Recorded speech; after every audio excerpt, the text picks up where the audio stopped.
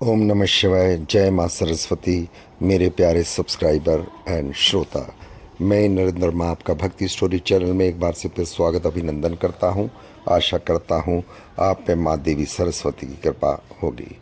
दोस्तों, आज मैं आपको माँ देवी सरस्वती के बारे में बताऊँगा कि अक्सर हम बुज़ुर्ग सुनते हैं किस समय बैठती है माँ सरस्वती हमारी ज़ुबान पर। आइए जानते हैं। जानने से पहले आपसे अनुरोध करूंगा, एक बारी हाथ जोड़कर प्लीज़ ब्लॉग को अधिक से अधिक लाइक करें, सब्सक्राइब करें, शेयर करें।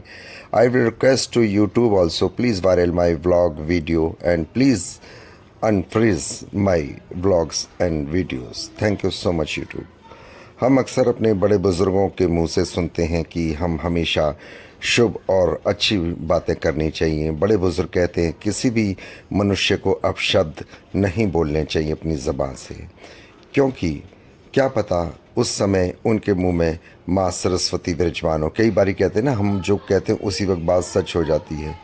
तो इसीलिए कहते हैं कभी कभी माँ सरस्वती ज़बान पे होती है और वो बात सच हो जाती है। आइए जानते हैं, ऐसा सच संभव होता है? यदि होता है तो उस समय माँ सरस्वती हमारी ज़ुबान पर आसीन होती है। यह बात केवल कोरी कल्पना नहीं, ये वास्तव में देखा गया है। ये एक सच्ची बात है जो बड़े बुजुर्ग कहते हैं। जैसा कि हम सभी जानते हैं, माता सरस्वती बुद्धि, ज्ञान और विवेक की देवी है। वह शब्द की माधुर्य और ज्ञानवती है। वीणा वादिनी सरस्वती ने सर्वप्रथम सृष्टि में स्वर भरे। ऐसी मान्यता है कि माता सरस्वती से सर्वप्रथम 7 स्वर की उत्पत्ति हुई और इस वजह से संसार के सभी नदी, नालों और पक्षियों को आवाज़ मिली।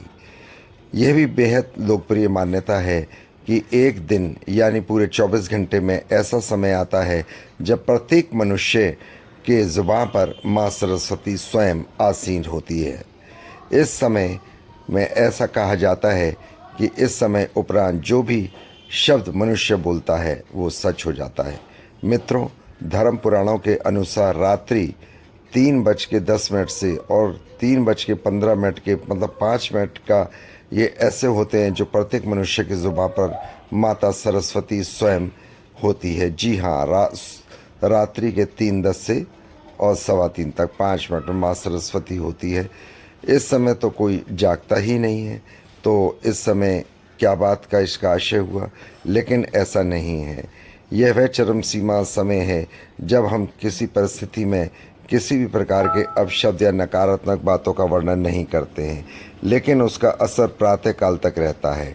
इसलिए आपको प्रातःकालीन यानी सूर्य उदय से पहले और सूर्य उदय के कुछ समय बाद भी किसी प्रकार के एक शब्द या नकारात्मक बातों का वर्णन नहीं करना चाहिए। यदि आप किसी के लिए बुरा कह रहे हैं तो वह सच हो जाता है, किंतु वही नकारात्मक शब्द पुनः लौटकर वापस आपके पास ही आते हैं। यदि आप इस समय के उपरांत बिना कुछ इच्छा के माँ सरस्वती का स्मरण कर ले तो माँ सरस्वती अत्यधिक प्रसन्न होकर आपको शुभ कार्यों के लिए आशीर्वाद देकर जाती है। इस समय के उपरांत बहुत से पंडित, ऋषि मुनि यज्ञ कर रहे होते हैं। यज्ञ के दौरान ऋषि मुनि जिस भी देवता का आह्वान करते हैं वे प्रकट हो जाते हैं।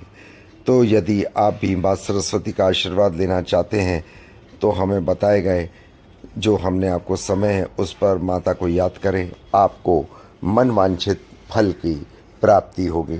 यह ऐसे हमारा विश्वास है। आप एक बारी जरूर करिए। 5 मिनट के लिए माँ सरस्वती का ध्यान कीजिए सुबह 3:10 से प्रातःकाल और 3:10 से 3:15 तक। आशा करता हूँ आपको व्लॉग पसंद आया। प्लीज़ व्लॉग को अधिक से अधिक लाइक करें, सब्सक्राइब करें, शेयर करें, बेल आइकॉन को प्रेस करें। हाँ, कमेंट्स बॉक्स में जय माँ सरस्वती जरूर लिखें, पुण्य के भागी बने, जिससे आपकी सभी मनोकामनाएं पूरी हो। जय माँ सरस्वती, जय माँ सरस्वती, जय माता दी।